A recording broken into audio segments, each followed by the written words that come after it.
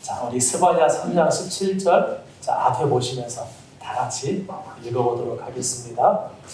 너의 하나님 여호와가 너의 가운데에 계시니 그는 구원을 베푸실 전능자이시라. 그가 너로 말미암아 기쁨을 잊지 못하시며 너를 잠잠히 사랑하시며 너로 말미암아 즐거이 부르며 기뻐하시리라 하리라. 이 세상에 존재하는 모든 산나만상들은 도대체 어떻게 존재하게 되었는가, 이것에 대해서는 다음에 두 가지 입장이 존재할 것입니다. 신의 존재를 인정하지 않는 무신론자라면 모든 산나만상들이 우연히 저절로 생겼다고 생각합니다. 이러한 입장 속에 있는 사람들은 물질이라고 하는 것이 긴 시간 속에서 우연을 반복하면서 어떻게 해요? 물질이라고 하는 것이 아주 장구한 시간 속에서 그리고 우연이라고 하는 것을 수도 없이 반복하면서 그렇게 만들어진 세계가 지금 이 세계라고 생각하고 있습니다. 다음으로 신의 존재를 인정하는 유신론자는 이 모든 산나만상들은 신이 창조한 결과들이라고 생각합니다. 우연히 저절로 생겼는가? 아니면 신의 창조를 통해서 생겼는가? 둘 중 어느 쪽도 우리들은 확인할 수도 없고 증명할 수도 없습니다. 신이 있다는 것만 증명이 불가능한 것이 아니라 신이 없다는 쪽도 증명이 불가능하다는 것입니다. 신이 없다고 하는 무신론은 과학이고 신이 있다고 하는 유신론은 종교라고 구분하는 것도 잘못된 것이어서 무신론이든 유신론이든 둘 다 개인이 선택하는 믿음의 영역이라고 말씀을 드렸습니다. 어느 쪽이 되었든지 간에 결국은 개인의 선택이고 믿음이라는 사실입니다. 그런데 성경은 하나님께서 이 모든 것들을 창조하셨다는 선포로 시작되고 있습니다.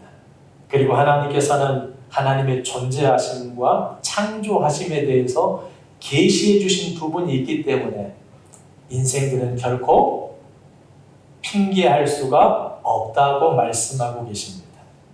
하나님이 만드신 이 모든 산나만상 속에 하나님의 영원하신 능력과 신성이 계시되어 있다는 것입니다. 뿐만 아니라 우리 인간의 내면에는 보람과 가치와 선을 지향하는 양심도 있고 또 신을 찾는 영성도 있는데 이 모든 것은 창조주 하나님께서 우리 인간 내면에 심어두신 것입니다. 물론 지금 우리들의 양심과 영성은 많이 훼손되고 파손되었지만 말입니다. 그리고 하나님께서는 가장 작고 초라한 민족인 유대 민족을 통해서 자신을 드러내셨습니다. 하나님께서 역사 속에서 유대 민족들과의 티키타카 상호작용을 하시면서 그렇게 하나님 자신을 드러내셨습니다. 그리고 더 결정적인 것은 예수님을 통해서 드러내신 하나님이십니다. 하나님께서는 역사 속에서 유대 민족들과 티키타카 상호작용을 하시면서 그렇게 자신을 드러내셨고 또 예수님을 통해서도 자신을 드러내셨는데 이 모든 것을 성경에 기록해 주심으로 우리로 하여금 하나님을 알 수 있도록 하셨다는 것입니다. 여러분, 하나님이 계시는지 안 계시는지를 확인하는 것보다 더 중요하고 다급한 문제, 이것보다 더 중요하고 다급한 문제가 무엇이겠습니까? 그것이 가장 중요하고 다급한 문제이고 본질적인 문제인지는 알겠는데 당장의 현실이 여유가 없고 일상에 떠밀려 살아가다 보니까 자꾸 외면하게 되고 미루어지게 되는가요? 우리 전도서 말씀을 같이 한번 보도록 하겠습니다. 전도서 7장 2절과 4절 말씀입니다. 초상집에 가는 것이 잔치집에 가는 것보다 나으니 모든 사람의 끝이 이와 같이 되리라. 산자는 이것을 그의 마음에 둘지어다. 지혜자의 마음은 초상집에 있으되 우매한 자의 마음은 혼인집에 있느니라. 우매한 자의 마음은 혼인집에 있다고 합니다. 우매한 자의 마음이 혼인집에 있다는 말은 무슨 말일까요? 혼인집은 잔치집이지요. 그래서 우매한 자의 마음이 혼인집에 있다는 말은 우매한 자의 마음은 그저 먹고 마시고 즐기는 지금 당장의 쾌락과 만족에만, 지금 당장의 만족과 쾌락에만 있다는 것입니다. 그러나 지혜자의 마음은 어디에 있습니까? 초상집에 있다고 합니다. 지혜자의 마음이 바로 초상집에 인간이 죽는다는 사실에 있다고 하는 것입니다. 왜냐하면 2절 말씀을 보니까 모든 인간의 끝이 결국은 반드시 죽음이기 때문이라는 것입니다. 죽음 이후의 시간, 그리고 신의 존재와 관련된 문제는 지금 당장의 현실 문제로 인해서 미루거나 외면할 수 있는 문제가 아닐 것입니다. 그렇다면 우리는 하나님의 존재 여부를 어떻게 확인할 수 있다는 말입니까? 하나님께서는 하나님을 간절히 찾는 자를 반드시 만나 주시겠다고 하셨습니다. 그렇게 약속하셨습니다. 그러니 그 말씀을 믿고 하나님을 간절히 찾아보시기를 바랍니다. 그렇다면 하나님의 영이신 성령의 내주를 통해서 어떻게 해요? 성령의 내주를 통해서 하나님을 깨달아 알 수 있게 될 것입니다. 사람들이 하나님을 알지 못하는 것은 하나님이 안 계시기 때문이 아니라 하나님을 간절히 찾지 않기 때문이라는 사실입니다. 하나님이 없는 이유는 하나님이 안 계시기 때문이 아니라 하나님을 찾지 않기 때문이라는 것입니다.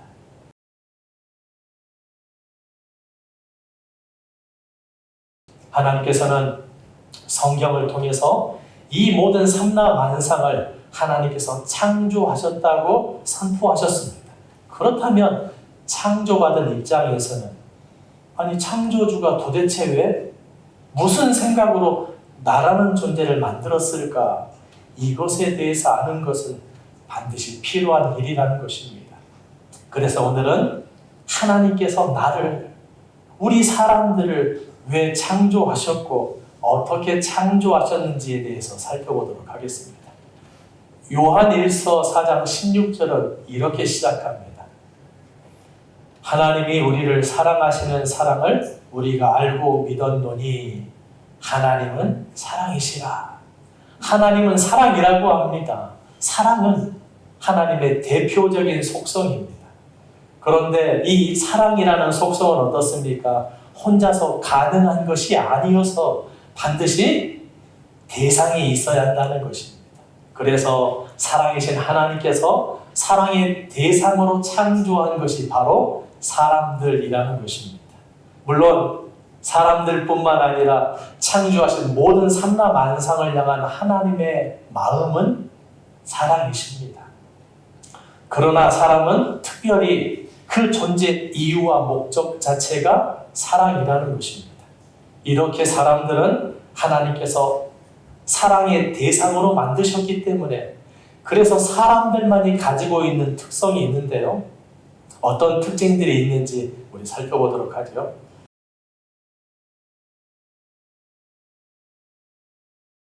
사랑하면서 서로 아무 상관없이 따로 떨어져 있지는 않죠.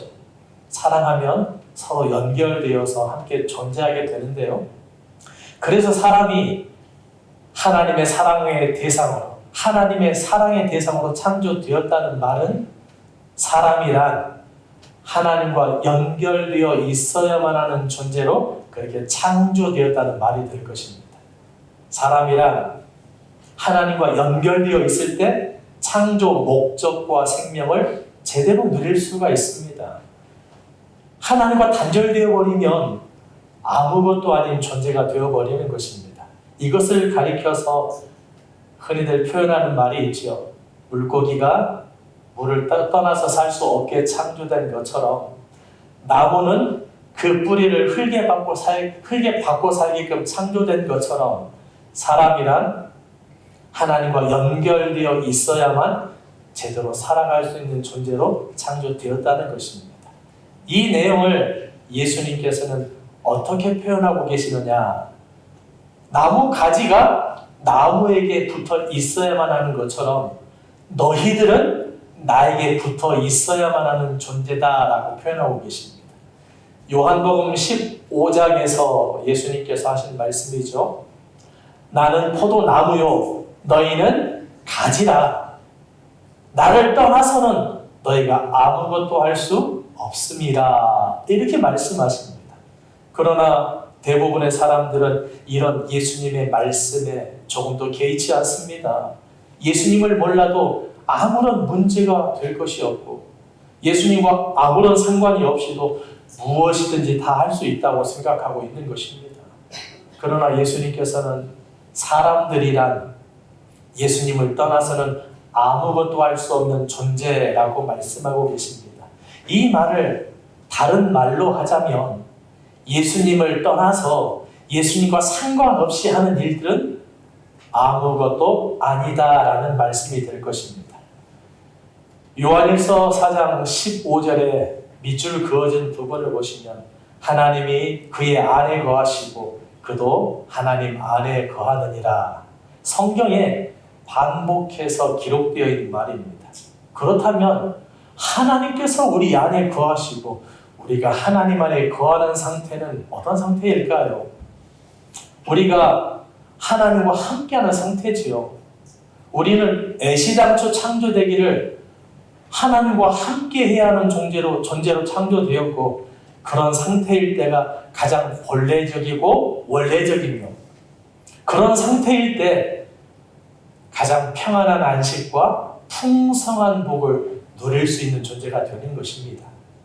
자, 그렇다면 이렇게 창조된 사람이 하나님과 단절되어 버린다면 어떤 현상이 나타나게 되는 것일까요? 아이가 태어날 때 DNA 하나라도 조금만 이상이 생겨도 어떻습니까? 정상적이지 못한 아이로 태어나지 않습니까? 하물며 하나님과 끊어져 버린 상태의 사람이라면 창조의 본래의 모습과는 전혀 다른 모습이 되어버린다는 것입니다. 하나님을 잃어버림으로 말미암아 그 무엇으로도 해결할 수 없는 결핍과 공허함을 느끼게 되는 것입니다. 채워도 채워지지 않는 결핍과 공허함을 느끼게 된다는 것입니다. 하나님을 잃어버렸으니 부모 잃은 아이처럼 살아가는 사람들의 인생 전체는 불안과 두려움이 지배하게 되는 것입니다. 그리고 하나님을 잃어버렸으니 부모 잃은 아이처럼 사람들은 자기 스스로 자신의 생존을 지켜내야 하기 때문에 자기 중심적이고 이기적인 모습으로 그렇게 살아갈 수밖에 없게 되는 것입니다. 그리고 사람들은 그 결핍과 불안함을 해결하고 행복해지기 위해서 부단히 노력하는 존재입니다. 그러나 성경은 우리의 결핍과 공허함은, 우리의 불안과 두려움은, 그리고 우리의 이기적인 생존 본능은 하나님과 분리된 결과라고 알려주고 있는 것입니다. 그러니 하나님께 돌아가서 원래의 모습대로 하나님과 함께하는 천국에서 해결될 수 있다라고 알려주고 있는 것입니다. 그런데 사탄은 어떻습니까? 우리의 모든 문제가 하나님이 아닌 다른 무엇, 우상으로도 충분히 해결될 수 있다라고 하면서 우리를 미혹합니다. 그리고 실제로 어떻습니까? 물질적으로 부유하다면, 다른 사람에게 인정받고 주목받는 명예가 주어진다면, 또 다른 사람에게 컨트롤을 당하기보다는 다른 사람들을 컨트롤할 수 있는 힘이 주어진다면 결핍과 불안과 두려움이 어느 정도 해결되는 것 같기도 합니다. 물질이나 명예나 권력과 같은 우상들에게는 사람들의 문제를 해결해 줄 수 있을 것 같은 능력이 있어 보이기도 한다는 것입니다. 그러나 성경은 우상을 통해서는 부분적으로 해결되는 것 같아 보여도 그러나 근본적으로는 답이 될 수 없다라고 하고 있는 것입니다. 그렇다면 나는 근본적인 해결까지는 모르겠고 지금 당장 부분적으로라도 해결받고 싶다고 하면서 그렇게 우상들을 향해서 전력 질주하시겠습니까? 우상들을 향해서 전력 질주하다 보면 근본적인 답을 영원히 잃어버릴 수가 있습니다. 사람들은 우상들을 향해서 전력 질주를 하느라고 모든 것을 다 허비해버린 후에 또는 죽음 직전에 또는 돌이킬 수 없는 지점에 이르러서야 그제서야 하나님께서 성경에 드러낸 사실이 진리였음을 깨닫게 된다는 것입니다. 하나님과 분리되어 버린 사람은 마치 꺾여져 버린 꽃과 같습니다. 꽃은 꺾여진 후에는 곧바로 시들어 가는데 물론 조금 더 좋은 화병이라는 환경을 만난다면 꺾인 후에 바닥에 그냥 내동댕이 쳐버져 버린 그런 꽃보다는 나을 수 있을지 모릅니다. 그러나 꽃이 이미 꺾여져 버렸다면 이후에 환경에 따라서 정도의 차이는 있겠지만 그러나 시들어 죽어가고 있다는 점에서는 별반 차이가 없다는 것입니다. 내가 화병이라는 환경을 만나서 버려진 그런 꽃들보다는 더 괜찮다고 한들 그러나 시들어가고 있음을 막을 길은 없다는 것입니다. 여러분, 사람들이 천국에서 안식과 복을 누릴 수 있는 이유는 무엇입니까? 사람들이 창조 본래의 모습대로 하나님과 연결되어 영원히 하나님과 함께할 수 있기 때문이라는 것입니다. 그렇다면 반대로 사람들이 지옥에서 고통을 겪게 되는 이유는 무엇입니까? 사람들이 창조의 모습과는 다르게 하나님과 영원히 단절되어 버리기 때문이라는 것입니다.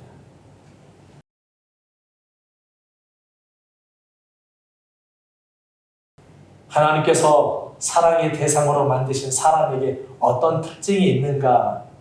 두 번째로 사람에게는 하나님을 인식하고 반응할 수 있는 영성이 주어졌다는 것입니다. 그런데 아담의 타락 이후에 사람들의 영성은 망가지고 훼손되어 버렸습니다. 그래서 그 망가지고 훼손된 영성을 가지고는 하나님을 제대로 알지 못한다는 것입니다. 그저 하나님에 대해서 영원에 대해서 막연하고 흐릿한 감만 가지고 있을 뿐이라는 것입니다. 그런데 망가지고 훼손된 우리의 영을 성령님께서 터치하셔서 성령께서 고치시고 살리시면 우리의 영성은 하나님을 인식하고 하나님과 교제할 수 있는 상태가 되는 것입니다.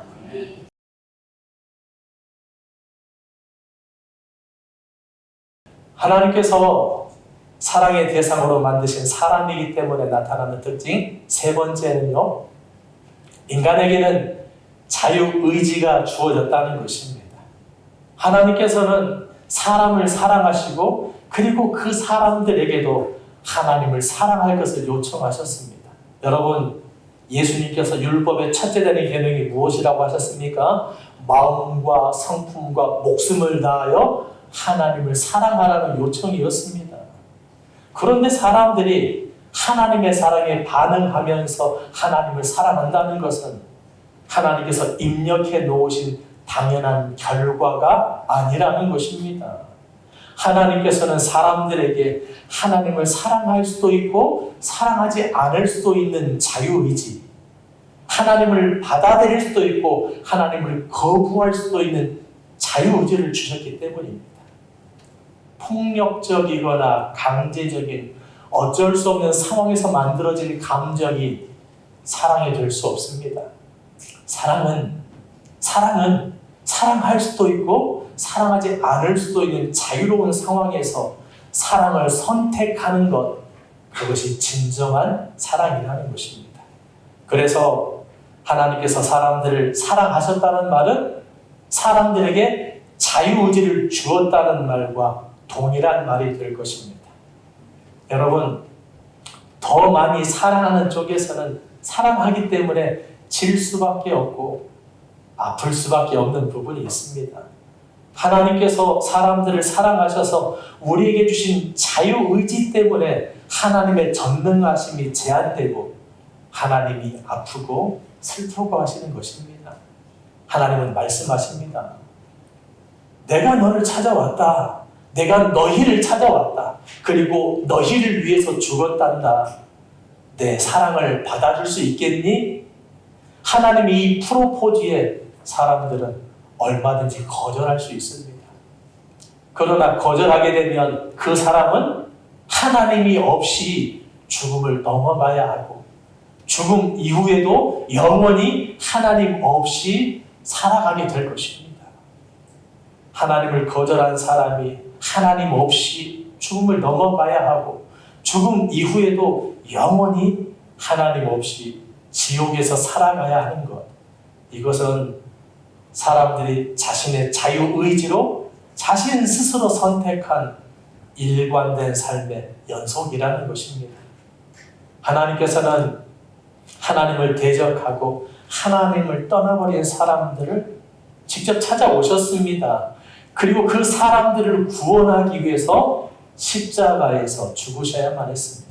하나님께서 이 모든 것들을 다 이루시고 그리고 우리에게 말씀하십니다. 내가 너희를 찾아왔다. 그리고 너희를 위해서 죽었단다. 그러니 내 사랑을 받아줄 수 있겠니? 이것이 우리 사람들에게는 최고의 복음이지만 이 복음마저도 우리가 우리의 자유의지를 가지고 인격적으로 반응했을 때만 우리에게 효력이 나타난다는 사실입니다.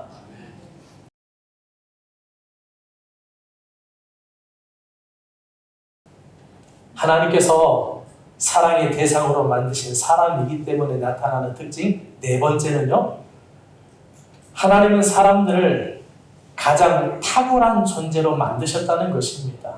사람을 얼마만큼이나 탁월하게 만들었느냐? 시편 8편에서 시편 기자는 말씀하고 있는데요. 5절 말씀해 보니까 사람들을 하나님보다 조금 못하게 만드셨다라고 말씀하고 있습니다. 참 안타깝고 슬픈 일은 하나님께서 사람들을 사랑하셔서 자유의지를 주었더니만 사람들은 그 자유의지를 가지고 하나님을 떠나버리고 하나님을 거절해버렸습니다. 하나님께서 사랑하셔서 가장 탁월하게 창조해 놓았더니만 사람들은 그 탁월함을 전능함으로 착각하면서 하나님 없이도 아무런 문제가 없다고 하면서 계속해서 도전하고 도발하고 있다는 것입니다. 눈부시도록 놀라운 고성능을 가진 로봇이 있다면 그 로봇은 자신의 능력에 취해서 그 능력으로 자신을 만든 존재를 필요 없다고 하면서 자기 마음대로 하기보다는 자신의 능력에 감탄할수록 자신을 만든 존재가 자신에게 얼마나 마음을 쏟았는지를 깨달아야 하는 것입니다. 그리고 6절 말씀을 보면 주의 손으로 만드신 것을 다스리게 하시고 하나님께서는 사람을 탁월한 존재로 만드신 후에 그리고 하나님께서 만드신 다른 모든 것들을 다스리게 하셨다라고 말씀하고 있습니다. 하나님께서는 이 땅에 생명체들을 만드신 후에 모든 생명들에게 창세기 1장 22절의 밑줄을 그어진 부분처럼 생육하고 번성하고 충만하도록 하셨습니다. 그런데 사람들에게는 생육, 번성, 충만 외에도 다른 복을 더 주시는데요. 바로 하나님께서 만드신 그 모든 것들을 정복하고 다스리도록 하는 것이었습니다. 우리 창세기 1장 26절부터 28절 말씀까지 같이 읽어보겠습니다. 하나님이 이르시되 우리의 형상을 따라 우리의 모양대로 우리가 사람을 만들고 그들로 바다의 물고기와 하늘의 새와 가축과 온 땅과 땅 위에 기는 모든 것을 다스리게 하자 하시고 하나님이 자기 형상 곧 하나님의 형상대로 사람을 창조하시되 남자와 여자를 창조하시고 하나님이 그들에게 복을 주시며 하나님이 그들에게 이르시되 생육하고 번성하여 땅에 충만하라 땅을 정복하라 바다의 물고기와 하늘의 새와 땅에 움직이는 모든 생물을 다스리라 하시니라. 26절의 밑줄 그어진 부분을 보니까 사람에게 모든 것을 다스리게 하자. 또 28절에는 생육하고 번성하고 충만하고 그리고 정복하고 다스리도록 하자라고 말씀하십니다. 여기서 정복하고 다스리라는 말은 압제하고 통제하고 이용하라는 부정적인 의미가 아닙니다. 하나님께서는 특별한 사랑으로 탁월하게 창조하신 사람들에게 하나님께서 만드신 삼라만상들을 대리 통치하도록 맡기신 것입니다. 그리고 실제로 하나님께서 복 주신 대로 가장 탁월하게 창조된 사람들은 만물을 다스리면서 살고 있습니다. 그런데 사람들은 어떻습니까? 하나님의 뜻대로 만물들을 다스리기보다는 하나님께서 만드신 만물들을 망가뜨리고 훼손하고 있습니다. 지금 지구의 모든 자연 환경은 누구에 의해서 망가지고 훼손되고 있는지 생각해 봐야 합니다. 이것은 하나님의 뜻을 떠나 타락한 사람들의 실존을 그대로 잘 드러내고 있는 현상이 될 것입니다.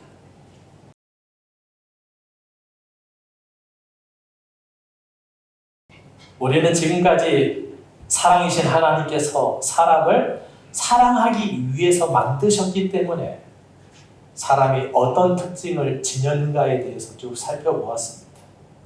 하나님의 사랑의 대상으로 창조된 우리 사람들은 하나님을 기쁘시게 할 수도 있고 하나님을 슬프게 할 수도 있는 자유의지를 가지고 있습니다. 하나님께서는 우리를 먼저 사랑하셨고 그리고 우리들에게도 하나님을 사랑할 것을 요청하시면서 서로 사랑하자고 하십니다. 우리를 향한 하나님의 사랑을 가장 잘 표현하고 있는 말씀이 있는데요. 오늘 본문인 스바냐 3장 17절 말씀입니다. 다시 한번 읽어보도록 하죠. 너의 하나님 여호와가 너의 가운데에 계시니 그는 구원을 베푸실 전능자시라. 그가 너로 말미암아 기쁨을 이기지 못하시며 너를 잠잠히 사랑하시며 너로 말미암아 즐거이 부르며 기뻐하시리라 하리라. 여러분들은 누군가를 이렇게 사랑해 본 적이 있으십니까? 너로 말미암아 기쁨을 이기지 못하며 너를 잠잠히 사랑하며 너로 말미암아 즐거이 부르며 기뻐하시리라. 이성을 이렇게 사랑해 보았다는 분들도 있겠지만 이성 간의 사랑은 위장된 사랑의 경우가 많을 것이고 그러나 굳이 하나님의 이 사랑과 가장 비슷한 경우를 뽑는다면 부모가 자녀를 바라보며 사랑할 때의 마음이 아닌가 싶기도 합니다.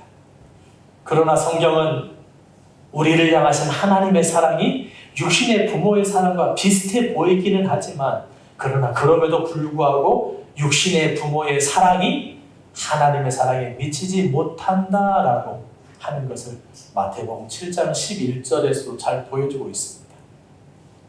여러분, 마땅히 받아야 할 부모의 사랑을 받지 못한 사람은 어떻게 되는 것입니까? 성장 과정에서 어려움을 겪으면서 건강하지 못한 내면을 가지게 되는 경우가 대부분입니다. 마땅히 받아야 할 부모의 사랑을 충분히 받지 못한 사람은 자기 자신도 사랑할 수 없고 다른 누구도 사랑할 수 없는 그런 사람이 되는 경우가 많습니다. 마찬가지입니다. 사람들은 마땅히 받아야 할 하나님의 사랑을 깨닫고 누리지 못한다면 많은 문제가 생기면서 망가질 수밖에 없다는 것입니다. 하나님의 사랑을 누리면서 존재감이 형성되어야 하는데 그렇지 못했기 때문에 자신의 소유나 능력으로 자신을 증명하려고 하는 것입니다.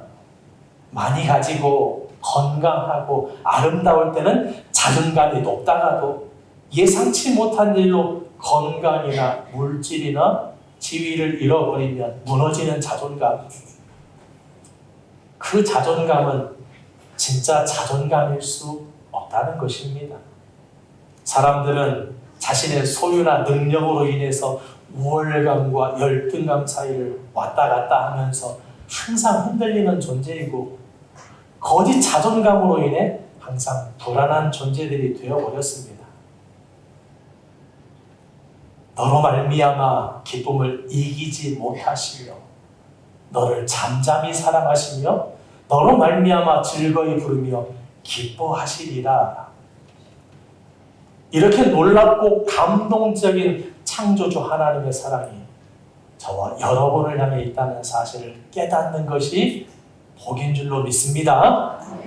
그 사랑을 깨닫는 자는 비천에 처할 줄도 알고 풍부에 처할 줄도 알면서 소유나 능력과는 아무런 상관없이 언제나 평안하고 강건할 수 있을 것입니다.